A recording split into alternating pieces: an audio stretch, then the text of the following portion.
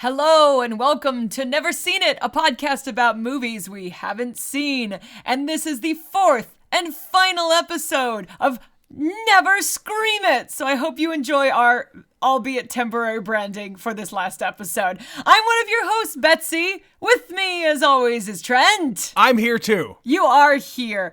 So yes, we are doing our fourth and final episode of Never Scream It for 2022. Yeah. We are watching the 2018 movie Hereditary. We promised we were gonna watch Hereditary last year after so many people suggested it to us, and by the time we got the suggestions, we were already done with the show. Too late. So we held on to him for this year. Yes, we promised we were gonna do it, and here it is. Yes. So we have neither of us seen this movie. Yep, neither of us have seen it, and for the most part, we have avoided anything about it still. So why don't we just get into it here? So Trent, do you know anything about Hereditary? So it's Toni Collette and Gabriel Byrne and some other people. There are other people in this movie. And I think this is all surrounding a family.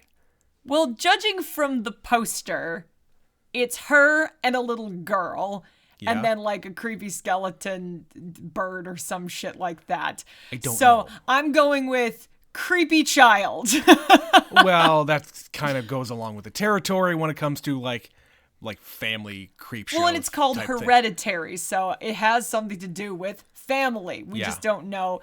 Is it the family is haunted? Are they haunted by their family? Are they possessed by the spirits of their deceased family? Are there like demon children? Are they reincarnated in the small human? I don't have any idea. We don't know. The one thing I do know about this movie, and I've heard this many times before, is that Toni Collette was robbed an Oscar nomination. Yes, I've heard the same thing, and it would be kind of a coup for someone, an actor, an actress, to be nominated from a horror movie. Have you ever heard of somebody being nominated for a horror movie? No, and I think it's bullshit because there are plenty of movies that elevate the genre, and as I understand it, this is one of them. People have been nominated for comedies plenty of They've times. won. And People have won for doing comedy. Marissa Tomei deserved to win that. Kevin Kline deserved to win it. Yeah. Melissa McCarthy got nominated, and that put her on the map. Yeah.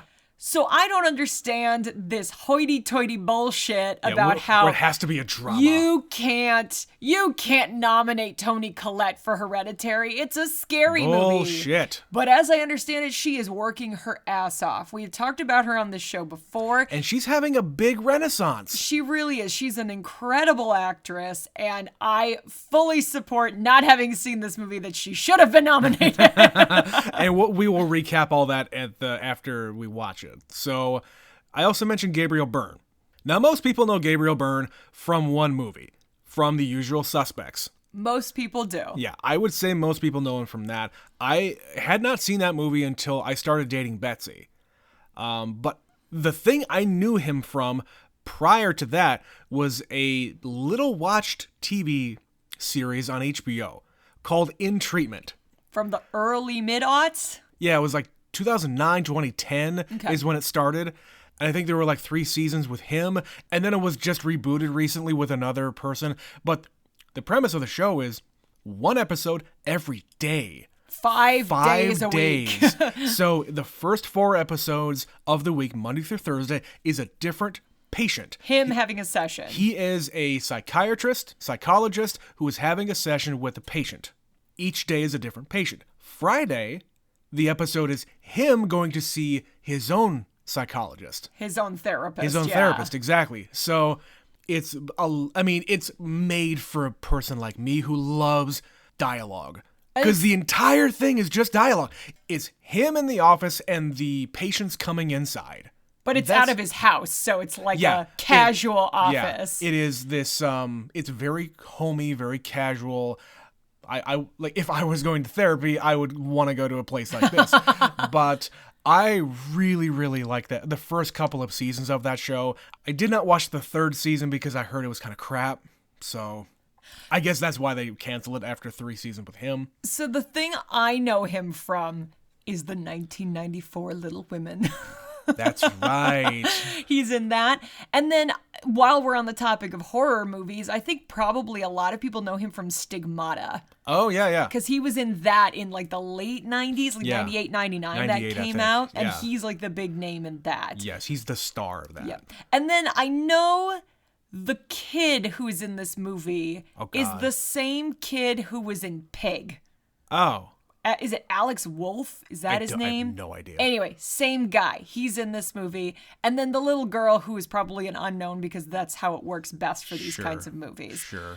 I don't really know anything else about this. I'm going to go ahead and assume this is an A24 joint because everything it seems like we've been watching lately is from that production company. Yeah.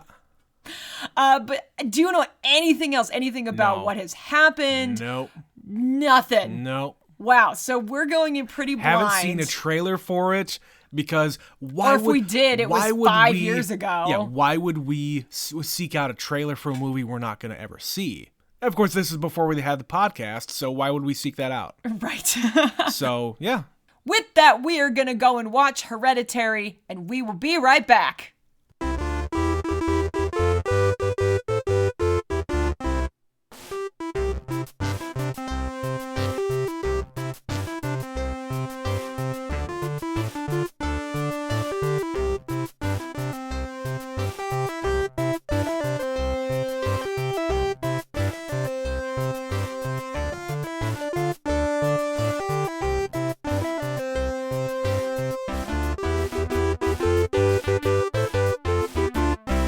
And we're back. Well, Trent, it's a good thing we're not going to bed in the next, couple hours or anything. No, not at all. Wow, Betsy. What the fuck? That's a deeply disturbing film. But not as scary as I thought it was going to be. It's more eerie and unsettling. Yeah. They, I believe, went out of their way to try to not be the cheap jump scares. Yeah, there are some creepy things in here for sure, but just the overarching mood and sense of dread over everything. And I just read something that the director wanted to portray suffering. These people are suffering. This woman is horribly. Suffering, and it extends to the rest of the family. Yeah. They start the movie, her mother has died, and we find out very soon after that not only has her mother died, but we read it in the credits, even before you meet these characters, her dad is dead, and her brother is dead. And we find out that dad starved himself to death, and her brother killed himself. Yeah. So there's a lot of, her mom had what they called it something else, but a split personality. Yes. Her dad was a manic depressive. Her brother has schizophrenia. That's according to what she says, yes. That's what she says. That's what, as far as she understands it. Right. And here's the quote, only normal one in the family, who has had this really estranged relationship. And then it just goes downhill from there. So we start with the funeral, and then there's a horrible fucking accident, and then just wailing. There's just wailing and no sleep and nightmares and sleepwalking and horrific visions of people trying to kill you, or you're trying to kill yourself. And it gets really hard to tell what's real and not. And a cult. Another cult. Because why not? And this is the same director, we didn't mention it in the intro, same director who did Midsommar. Of course, that makes a lot of sense. And it is an A24. How did I know? That's about all they do these days. But yeah, Betsy, this guy, this director, this guy's going somewhere. Astor, I think it was. Yeah, this guy's going somewhere because he knocked 2 movies out of the fucking park. They are 2 years in a row. And again, you and I we are not drawn to these kinds of movies. This is never the sort of thing I'm going to go pay money to see in the theater. Yeah. It is not my cup of tea. But I can appreciate it when I'm seeing it. And there's probably going to be so much more I think about this movie as I kind of let it stew. You just were, before we hit record, mentioning some details about it. And the longer I'm sitting here processing it, it's like, oh, this means that, and that means this, and that's why that was happening. Yeah, every little detail is important and makes sense. Yeah. But yeah, this is a wild one. Yeah. Like my initial reaction here is, I mean, I agree with everybody saying Toni Collette, good God. She does literally everything in this movie, from being the supportive mom trying to console her daughter, the struggling artist, the, estranged wife, as it were. Like, there's definitely some distance between them.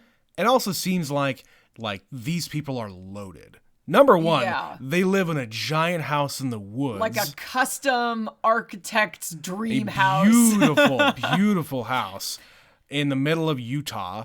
And he is a doctor. They don't explain what kind of doctor, but he's like emailing somebody who is a psychiatrist at the end of the movie.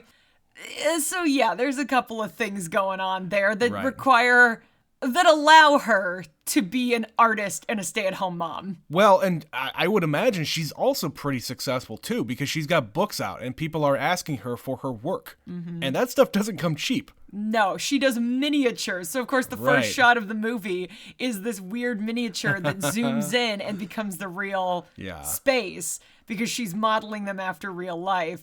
So that was a weird little opening, but an interesting touch. Yeah, and they only did it once. Yeah. But going back to Toni Collette, she also is, like, possessed at different degrees. So she's like a little girl that's scared and doesn't know what's going on. Yeah. She is horrified. She is terrified. There's so much screaming just that comes out of that woman. Yes. But then there's the moment, like, her own husband lights on fire and she is just shocked and she is just not appalled. screaming. Not screaming. It's silent horror and then dead in the face. I'm assuming that's the moment she gets, like, possessed. Yes. But that little flash of light goes over her. Oh, I missed that. Oh, yeah. I missed that entirely. That little warble that was all over the place. Oh, yeah. I must have been looking down and writing a note when that happened.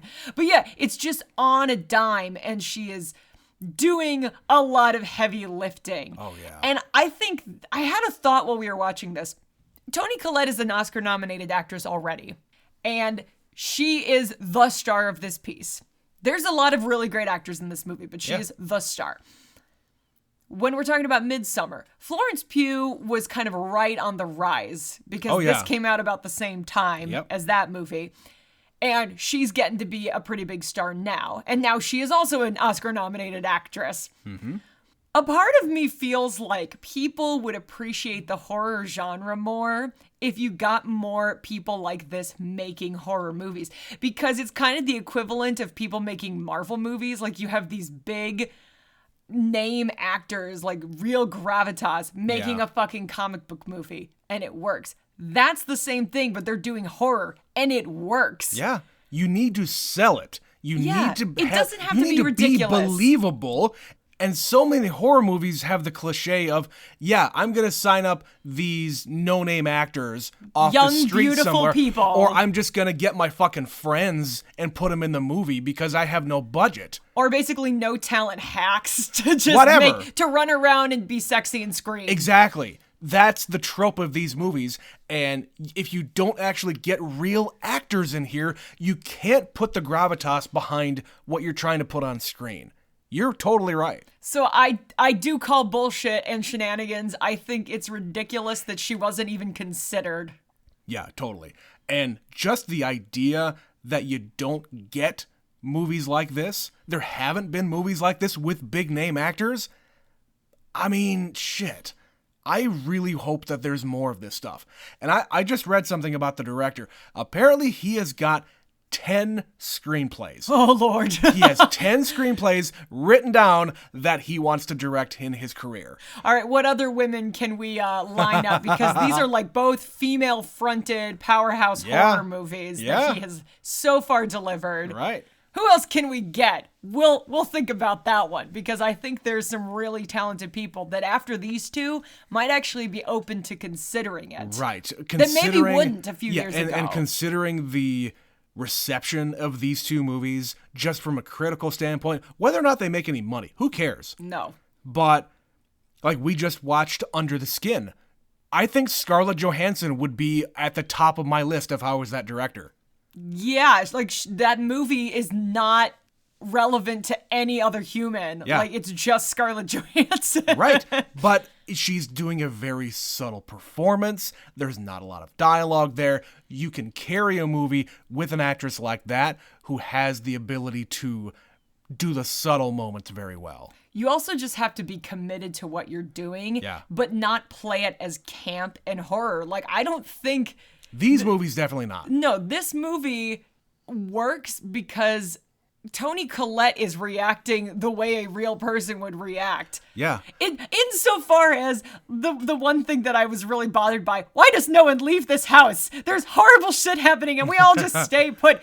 That is the number one, like, complaint I have, is people buy into the it's my home and I'm not gonna leave it stereotype of horror movies. Right, and I think the only, like, straight man, if you want to call him that, is Gabriel Byrne, yes. Steve. And at the end, he discovers the dead body in their attic after he remarks earlier, "What's that smell? Oh my God." Yeah, earlier in the movie, he just happens to mention something stinking. Right, but he's at the end saying, "Why didn't you call the police?" He's the voice of reason. Yeah. That's the only thing I can say about that. And he's trying to seek help for his wife. Like, he knows the kind of mental health issues that are running through his family. He is a doctor. He sees it all happening, but he's letting her go through her grief process, whatever that happens to be. Yeah, he thinks it's stemming from grief, and then it's turning into a breakdown. Right. And he doesn't want to be the one to come out and say it, but at the very end, before he goes up in flames, he says, "I'm not going to do this. You need help. You really need help." But she's too far gone. She goes and yeets the book into the fire. And he goes up in flames. Well, and you saw she, like, squirted the paint thinner on the book, and it got all over. It's like, well, this is going to end well. Yeah. What do we think about the title of the movie? Man. I mean, this is not a condition. Like, you talk about hereditary illness. This is not a condition. This is fucking cult shit. Well, there's a lot of meanings here because like, there's little hints about the genetic line, because when they have the little seance where Annie gets Peter and Steve and says, no, we're going to do this. Peter is like, you don't fucking feel that? Like, he was receptive to it. He could feel it. And Steve is just standing there like, what the fuck is going on with you two? And this is all family related. It's all blood related. It's all genetics. So he's got it. Charlie obviously has it because, you know, she's seeing that light and there's like a woman burning shit in the woods. I have no idea what that's about. We never get an explanation on that, but it's not relevant. It's just to set up that this light thing is a thing. Yeah. And then you also have the idea, like you said, of mental illness. Mental illness can be genetically passed along. I get that. So if two parents both suffer from it, it makes sense that their children do and that their children do. Yeah. So that you've got her parents, you've got her and her brother, and you've got her children. And they're all affected in different ways. But at the beginning of the movie, they all just seem normal. And you're right. It's not so much that they actually have anything wrong with them, but all of these events are kind of unlocking and triggering some really traumatic shit. Well, all of these people, all these family members are traumatized by Grandma. Yeah. And what was the other woman's name? Joni. So Joni is the ringleader of this entire group. But we don't know that. But we don't know that. So she is in charge of whatever it is that they're trying to do. They're trying to resurrect this fucking hell priest. Whatever the fuck. King Paimon, one of the 8 kings of hell. Sure. Sounds cool. Sounds like a metal band that I would be into. But, so she has gotten Ellen, the grandma, into their little group. Grandma gets her husband into it, trying to, like, infect the males in her family. Yeah, so that's the other hereditary thing, is like it's a lineage thing. She is the queen. Right. And she's trying to get a king. And then her husband kills himself because he's like, oh, fuck this. Yeah. So then they try to possess her son, and he kills himself because fuck this. Uh-huh. And then it skips down to her grandson and her granddaughter. Well, and before that, we knew about the grandson, but at the funeral, I mentioned this to you before we started, Charlie says, like at the funeral, she's saying, oh, I'm going to miss Grandma. And Grandma said she wished that I was a boy. So that there would be one more male in that lineage. And there's a whole thing here about Peter being kind of unwanted. It's weird. I didn't quite follow this whole thing. So there's a nightmare scene where Annie is sleepwalking and she basically confesses all her innermost thoughts. We don't know at the moment it's a dream, but she says I didn't want to be a mother. Didn't want to be a mother. I tried to have a miscarriage when I was pregnant with you. My mother forced it on me. She forced me to get pregnant. Yep. So this was all her mother's doing. And she didn't want to be a mother, so she tried to miscarry, but it didn't work. She had the baby anyway. Yeah. And then there's a second child, and she gives like a speech in the middle of the movie where she says she didn't let her mom near her son. Right. So she kind of cut off ties. So then when she had her daughter, she basically just handed the kid over and said, here, fine. Right. But this because one's yours. by then, she was living with them. Yeah. So there's a whole thing here about how Grandma didn't really get an opportunity to pick which one of the grandkids, which is why she ended up with the daughter. Right. And she was under her wing. Charlie was under Grandma's wing. Mm-hmm. Being influenced and her claws being all dug weird into her. and making the little figurines out of garbage. And you can see at the very, very end, there was this mannequin, let's say, with Mom's head on a pike. No, that was Charlie's head. That was Charlie's head. That was Charlie's head. That was Charlie's head. What the hell? Yeah, because Charlie is the new King Paimon. Oh, shit. Okay. Well, still. There's a lot of beheading that happens in this movie. Oh, yeah. Why? I'm not entirely sure. But again, it's a genetic thing because she's the only one that's allowed to have a head, I guess, because Grandma's head is decapitated. Yep. And Mom cuts her own head off. Yep. Want to talk about something disturbing? I think that was the one that really got to you the most. That was fucked up because you hear this kind of squishy noise and you see her kind of floating in air and her palms are kind of going towards her head. And I was like, what is this? I thought she was stabbing herself, and you're like, she's sawing her own head off, and I'm like, ah! And she's just got this horrified look on her face because she's not in control of her own body. Yeah. And then they cut away before you actually see it happen, but you hear the thud. Yeah, the thud of the head. Like her son is just staring at this. And when you hear that sound, he sees where the body was, where Grandma's body was. Yeah. And he hears this kind of squishy, wet noise. It sounded like a monster that was eating something. It sounded like a dog eating something. Or it was dripping. Like there was some kind of fluid. It was wet. Something wet was happening behind him. Oh, God. And here's Mom floating in the air, sawing her own head off, just looking at him with this help me look in her eyes. That's messed up. Most Academy Award nominated actresses won't commit to a role like this when they read the script that says, oh, and by the way, you're going to saw your own head off. Yeah, by the way. Oh, man. Yeah, there's a lot to unpack here. So I don't really know how you want to tackle this. We're kind of jumping all over the place. So is there anything from earlier on in the movie that you found to be very relevant and go, oh, okay, by the time we got to the end? Well, I'm going to compliment the director a whole lot because this is his first feature film, and he is pointing out a whole lot of things throughout the beginning part of the movie. You've got the stuff in the house after the funeral. You've got the symbol showing up everywhere. You get her seeing the man in the corner. The very first time when she's going and looking at books.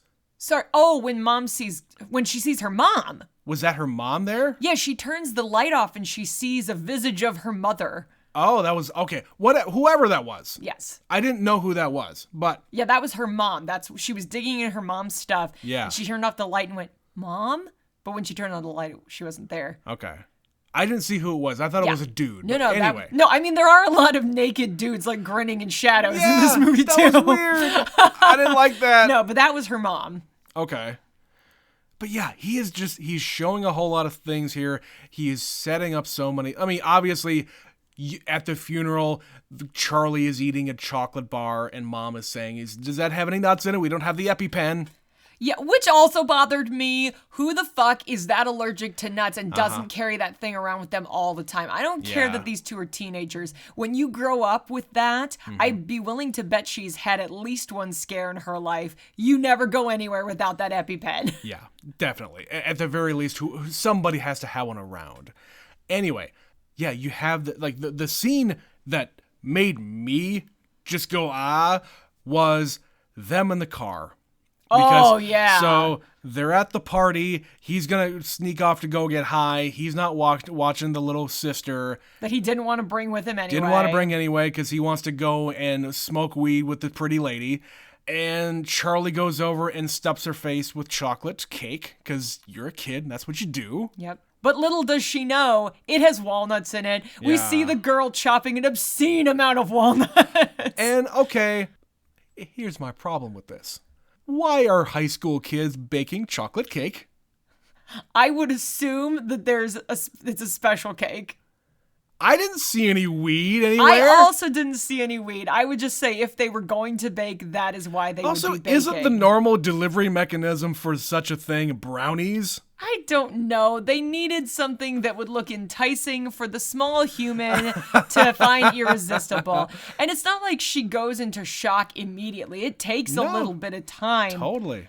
But again, why would you not have that EpiPen? Oh, good Lord. Anyway. But yeah, it gets really horrific really quickly. She's kind of wheezing and taking some water. She finds her brother and says, it's hard to breathe. Yeah, I'm having trouble breathing. It's like my throat's getting bigger. Sure. And that's something a kid would say. Yeah, and she's then in the car. He's speeding 100 miles an hour. She's convulsing and kicking and grabbing her throat. It's really messed up. Rolls the window down to get some fresh air. And all of a sudden, what was in the road? There was a dead deer in the road, and Charlie... Was it a dead deer? There's a dead deer in the road, and Peter has to swerve to miss it. But here's the thing. That was not an accident, Trent. We know this was not an accident because that pole was shown on the way to the party, and it had that symbol that's throughout the movie. Yep. And if he swerves at this exact moment, what's going to happen? Exactly. The walnut thing...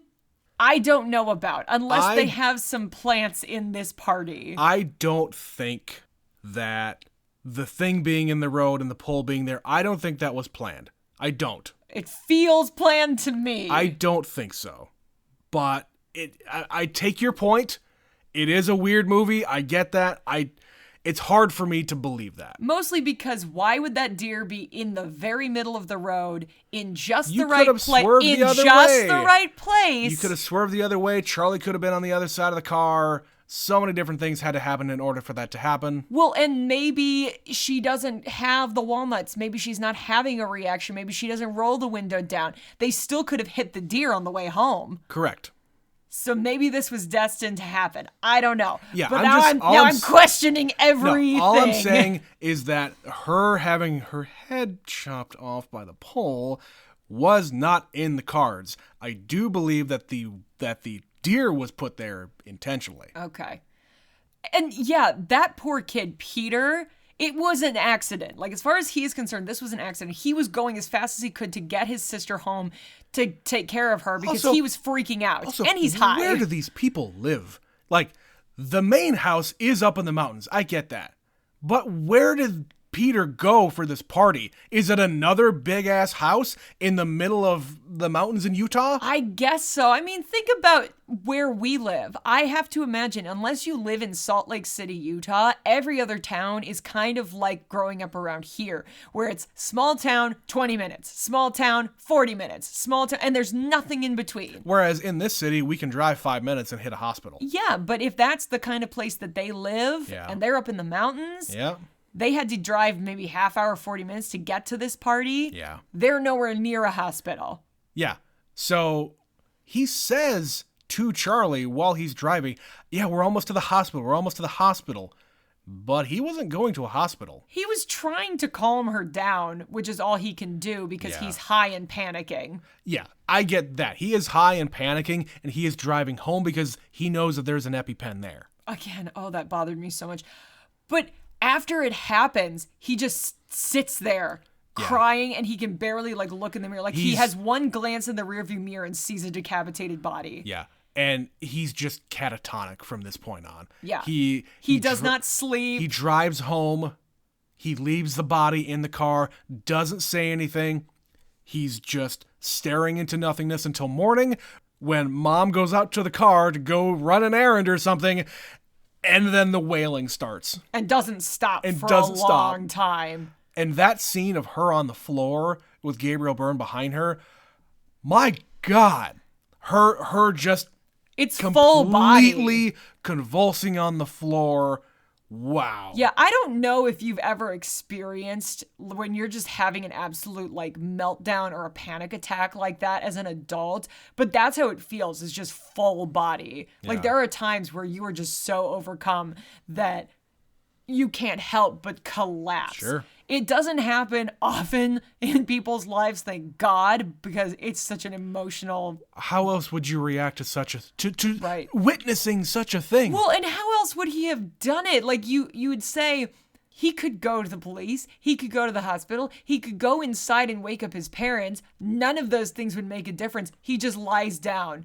Yeah. Because he's in shock. Yeah. And waits for them to find it. And what a horrible fucking way to find it. And then, of course, we get the shot of her decapitated head on the side of the road covered in ants. Oh, God. That was fucked up. You had to remind me of that. Yes, I did, Trent. Fuck yes, me. I did. I don't know if they needed to show that in such detail. God damn it. Yeah. There's people who do props for a living and they make things like that. Thumbs up, prop guys. God.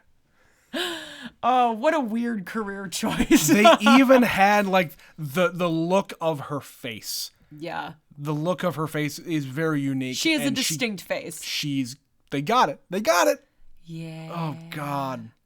Yeah, it's messed up. Yeah. There's a lot, like I said, a lot of decapitation in this movie. Mm-hmm.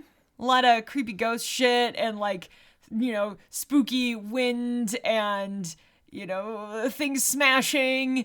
And at the end of the movie, Toni Collette is possessed and climbing the ceiling and just weird. And of course, the way they light it, it's very dark. And then they just give you just enough light to notice there is somebody in the fucking corner. And I was like, Trent, who the fuck is in that room with him? And you're like, oh, it's her because she's wearing the same clothes as motherfucker. And when he turns around to look, she spider crawls away. Right. And then when she's chasing him through the house, he gets into the attic and she's smashing her face against the ceiling. In quick succession, yeah. There is a lot of distressing stuff like that in this movie. Mm-hmm. When it goes hard, it goes real hard.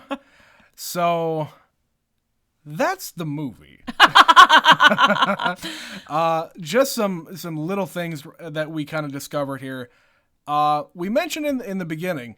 So we talked about Gabriel Byrne in the beginning of the show, and I mentioned I knew him from a little show called In Treatment, where he plays a psychologist and blah, blah, blah.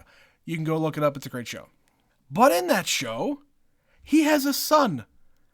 And who plays his son, Betsy? Apparently Alex Wolff. Whoa! I didn't remember this at all because, of course, he was a wee babe at the time. He was a kid, 9, and 8. He did grow up as the seasons went on. But yeah, we watched that when we started dating, so we probably haven't watched that show in about a decade. Yeah. You're gonna start watching this show again, aren't you? As soon as I'm done watching The Newsroom. You're in season 3. There's not much left. There's not much left. But yeah, they apparently played father and son once before, and now they're reunited. I had no idea. Yeah, and like I said, it's been years since we watched that show, and I would not have known. You want to talk about the clicking? Oh, the clicking. So yeah, they're setting up these characters at the beginning of the movie, specifically Charlie. And they show her, she's 13. She's definitely a little weirdo. Mm-hmm. She's always eating candy. And when she's sitting, and she's also drawing. She has a little sketchbook. Uh-huh. And she's also like building these little model things. Yeah. Like garbage. They're like really disturbing, like junk things where it's like it would almost be interesting if you weren't being so weird right now. Right. But as she's like eating candy or drawing, she just goes, uh-huh. Which, that in and of itself is a weird thing for a character to do, but it makes sense for later in the movie. It is to evocative. To identify what is going on in that scene. And it is very apparent what is happening at the very end after Peter jumps out the window. He gets up and you can see the little warble of light around him. He is possessed. He gets up and he clicks. He makes that noise. Yeah. And so you know exactly what's going on. Exactly. And he follows the headless flying corpse of his mother up to the treehouse. You know how it is. Yeah, it was weird at the beginning because the first time they don't actually show her. You just hear it. And it's like, what is that during the noise? funeral. Yeah, she's at the funeral making that sound. And then they show her and Dad's like, stop doing that. We're at a funeral kind of a thing. Right. And it's just one of those things that kids do. They figure out they can do it, and they just keep on doing it. Well, I do that. I make weird little noises, Sure. and sometimes you have to tell me to stop. Some of them you don't like very much, and I'm just doing it like that, where it's kind of absent-minded. Sure. I figured out I could do it, and that's the way it is. Like that one. Can you even make that noise? No. Yeah. Not like that. Yeah, that's how she's doing it. Sure. So just talking about her as a character, she reminded me of another character in another show that I used to watch. There's a character called Reggie in Dead Like Me. Yes. Where the thing about the show is that there is an 18-year-old girl who gets killed and becomes a Grim Reaper. Pilot. It's in the first in the episode. first episode. No It's spoilers. not a spoiler. It's the whole concept of the show. But she comes from a family with 2 parents and a little sister. The little sister is maybe, what do you think, 6 to 8 years younger? Yeah, she's probably like early teens, tweens, early teens. 12. Young enough that when her 18-year-old sister died, she didn't give 2 shits about her because she was in her own little world doing her own thing. Exactly. Like, the older sister was very much, didn't want to have anything to do with her little sister and wanted to be the big kid and blah, blah, blah. The little sister looked up to her big sister like crazy, and after she died, tragically, she got a little fucked up. She has a lot of weird ways of dealing with her grief. Yes. And throughout the show, it's like she wants to try things like horseback riding and drumming and taxidermy. Yes. So she finds dead birds and dead things. She gets obsessed with death. Yeah. And this little girl is sitting in class one day. In this movie, this little girl, she's sitting in class and a bird just slams into a window and dies. You know that happens. There's a couple of birds out front of our house right now that happened to. Yes, we have a window that is there's a bay window. Somewhat attractive. Susceptible to being smacked by birds. It happened 2 days ago. Oh no. You'll just be minding your own business and hear a thud. Boom. Yep. There's another one. But yeah, she goes outside after class, doesn't even grab the bird. She takes scissors, Betsy. The old school metal scissors with the black handle. And cuts the head of the bird off. And takes it. Why? It's very upsetting. Yeah. But yeah, she's so just I don't know and where all of this other shit is coming from, but you have to suspect that that's grandma's influence. Mm-hmm. In some way.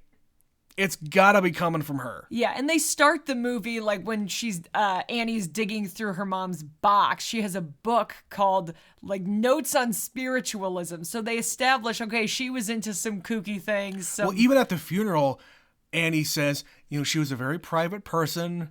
She kept to herself and did all these other things that we weren't really privy to.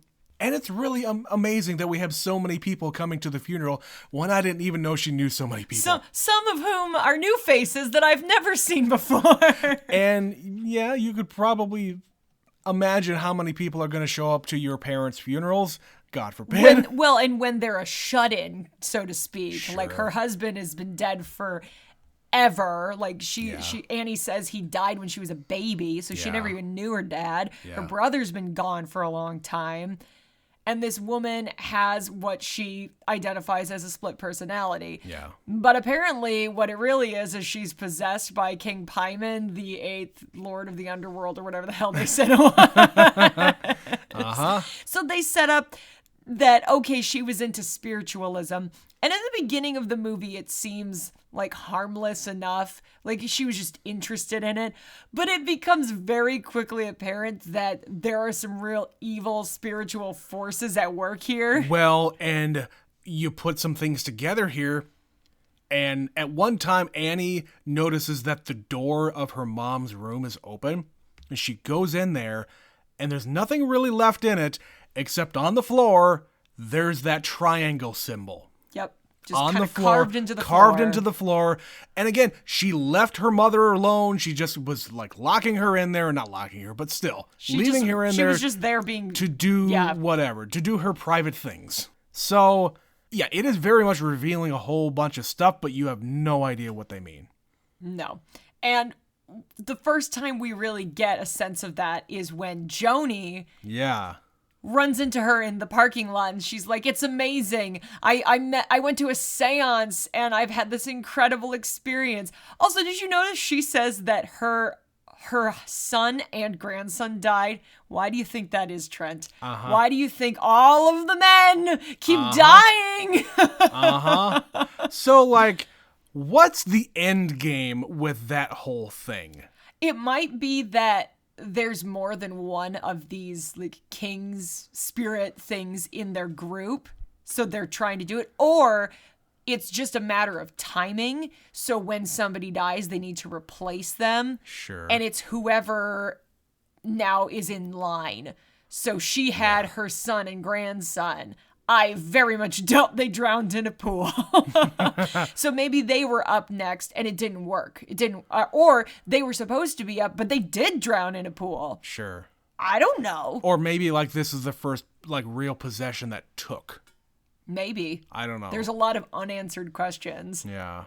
And at the end of the movie, you think that Peter's maybe dead because he just flew himself out a window in the attic. Yeah. But he just wakes up and he just kind of goes about his business. And they're like, you are Paimon and we adore you and worship you and we... Hail Paimon! Cue the Joni Mitchell music. Yep. Very strange. And yeah. So the spiritual side of things, when they amp it up, they go full on. Like ghosts are real, spirits are real, possession is real. Yeah. The skeptics... like Steve, will burn. Right. And I'll be curious to go back and read some more about this movie. Like, after we watched Midsommar, we looked up, there was probably a half a dozen or more just little things, little very, very subtle things. Images. That are hidden in the background. You're not supposed to see it the first time you watch it. Maybe you catch a glimpse of it in your eye, but you don't know what it is or what it means.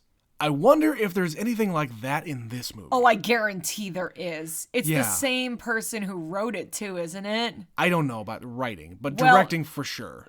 The point is, if they did it in one, it seems to make sense they might do it in another. Yeah. And there was a lot of like mirrors and things. Well, that that warbly light The warbly light. just was there a lot of times, and sometimes it did something and sometimes it didn't. Yeah. I don't know. Also, that kind of looked like they might have just done that with practical effects. Yes. It just looked like a light. Yeah. And that was part cool. Part of what I read here was that they really tried to do as much practically as they possibly could, including like the wire work and them relighting that candle during that second seance. Oh, yeah, where it blasts up and then blasts goes up, out. it goes out, and they have to light it again. Yeah. That was all practical. Cool. Yeah. Cool. Yeah.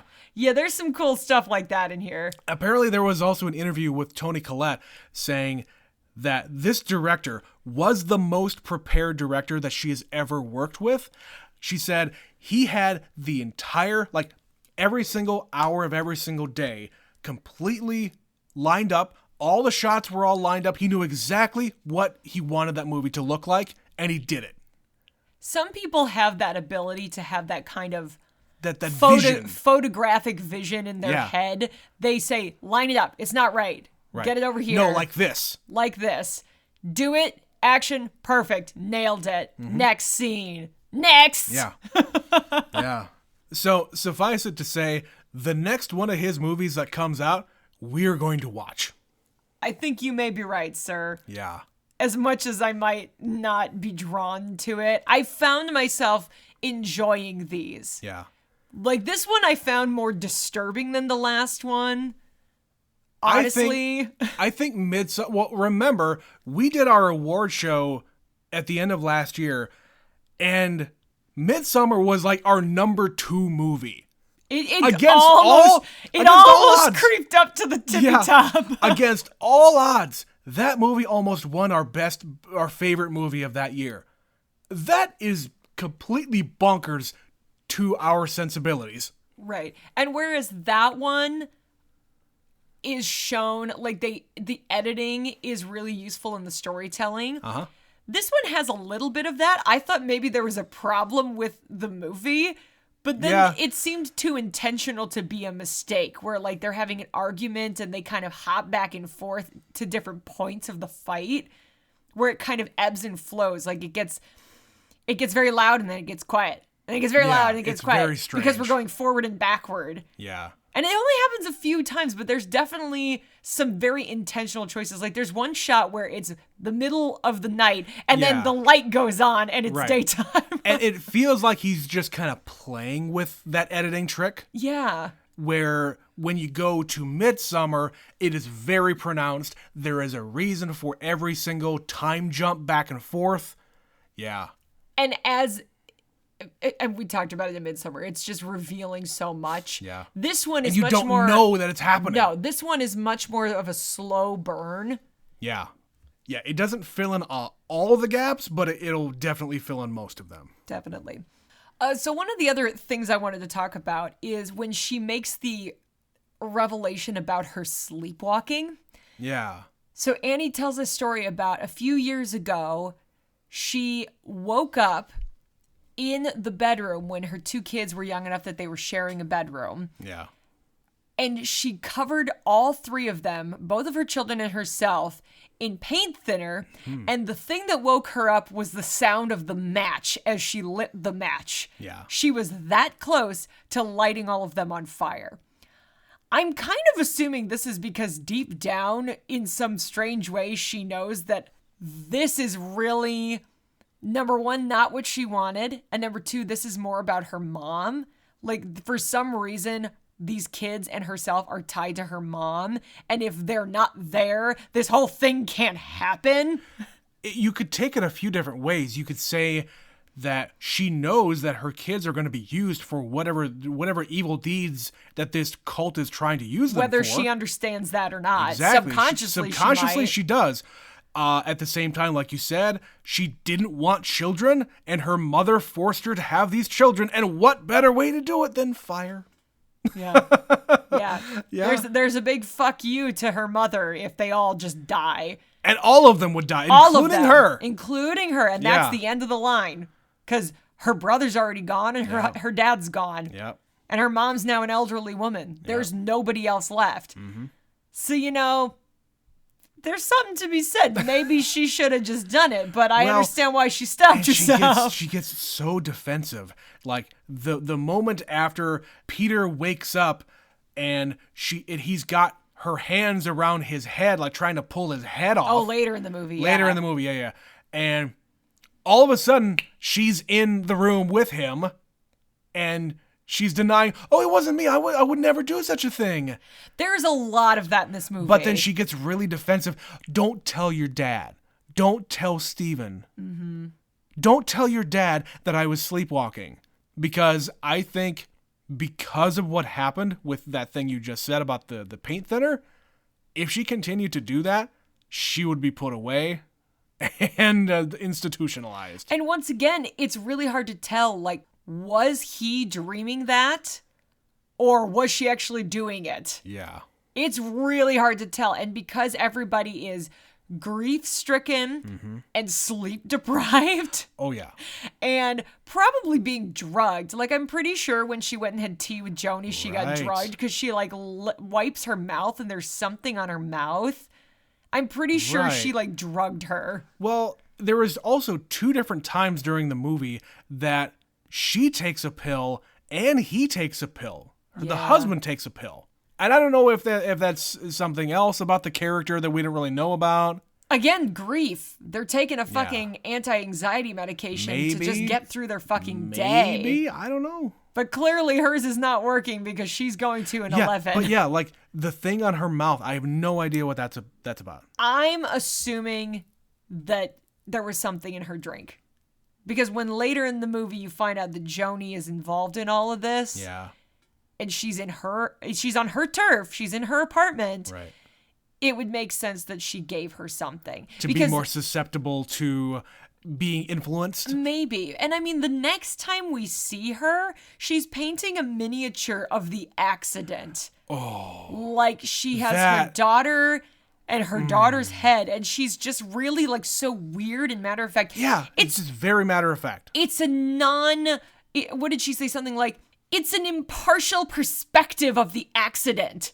What perspective are you trying to portray here? But the artist is the mother. Yeah. That's really weird. I think of everything, that is the most disturbing.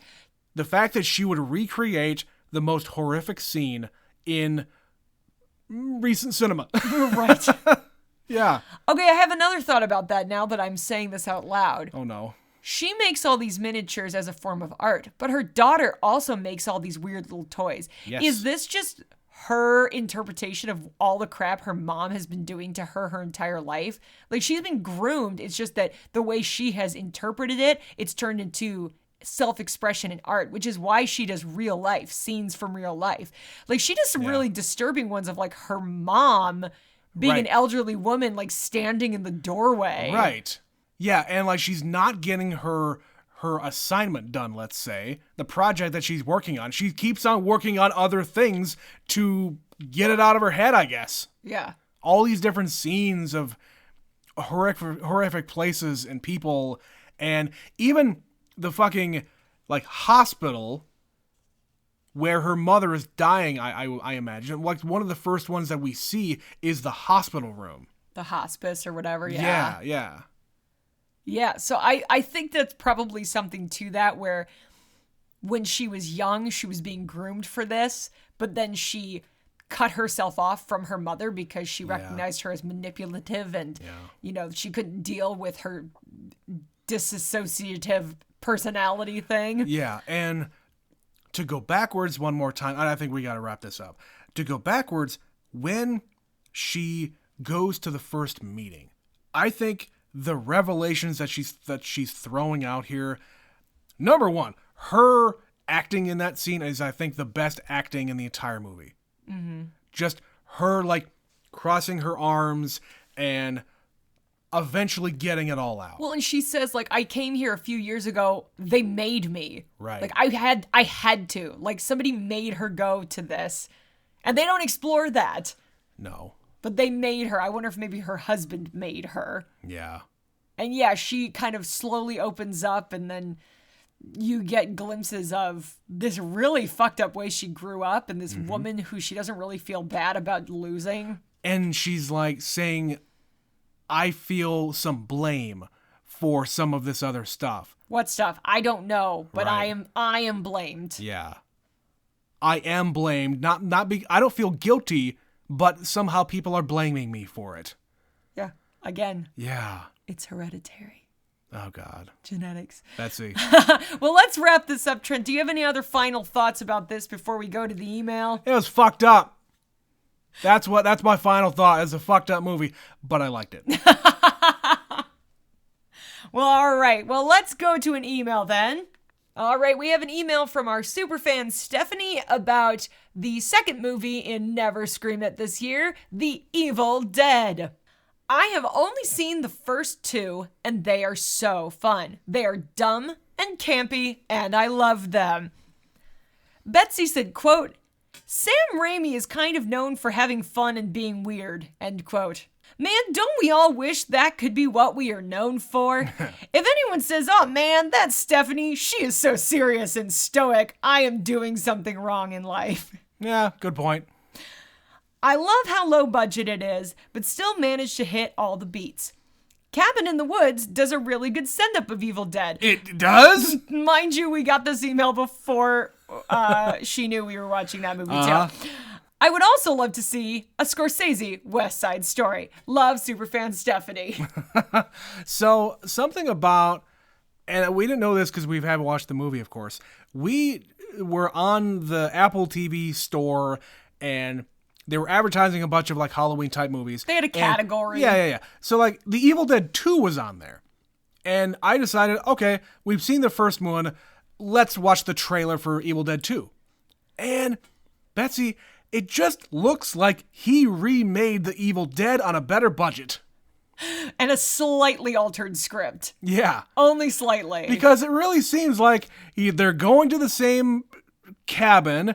It's still Ash. It's still the book. It's still the Necronomicon. Yep. The guy on the recording whose wife was possessed. Saying a bunch of Latin, and the camera whooshes through the woods, and there's stuff coming out of the ground. Yeah. It really seems like he just remade this first movie with a budget. But we haven't watched it, so we'll reserve final judgment until whenever we do watch it. I guess. But I've had a number of people the last couple of days, like my uncle loves these kinds of old movies from the 70s and 80s. And he said, Evil Dead 2 is the best. Okay. It's like, okay, good to know. But thank you, Stephanie, for sending us that email. We know that she is a fan of this genre, and we figured she'd have things to say about our movie selections. Uh-huh. But if you would like to contribute, which of the Evil Deads is the best Evil Dead? Do you like Hereditary more than Midsommar or less? How many decapitations is too many? I think we could have had a few more decapitations in this one. But if you would like to share your thoughts on any of those topics or any of the other movies that we have covered here on the podcast, or you think we should cover, you can email us to neverseenitpod@gmail.com. You can follow us on Twitter, neverseenit_pod. We're also on Facebook and Instagram, neverseenitpod1. That's the number 1. If you'd like to support the show, follow the link in the podcast description, and you could throw us a buck. But that's gonna be it for another year, another round of Never Scream It. We're gonna go back to just a little bit of whatever we feel like for a while. I am treating this like The Simpsons. In season 1 of The Simpsons, they didn't do a Treehouse of Horror. They waited till season 2, which is exactly what we're doing. This is Never Scream It Volume 1. All right. So next year, we'll do it all over again. But we might fucking sprinkle some in throughout the year because, hey, I'm getting a taste for this stuff. God. I kind of like it. What have we done to you? But clearly people are responding to it, and we thank everybody for listening. We are done with this series. We are moving on, like Betsy said, to whatever we want. We got a few things actually planned. We're going to start to go to the theater again. There's brand new movies coming out. It's getting to be that time of year. It's almost Oscar season once again. It's happening. And we like to have a head start, so this is the time of year we're watching for those movies that have a little bit of buzz. So there's going to be some of that, some of this, and who knows what else. Whatever tickles our fancy as we wind down the year of 2022. Yes, Trent, I said wind down because it's almost the end of October. Q4. But with that, this has been Never Seen It. I am Betsy. And I'm Trent. And we will catch you next time. Bye-bye.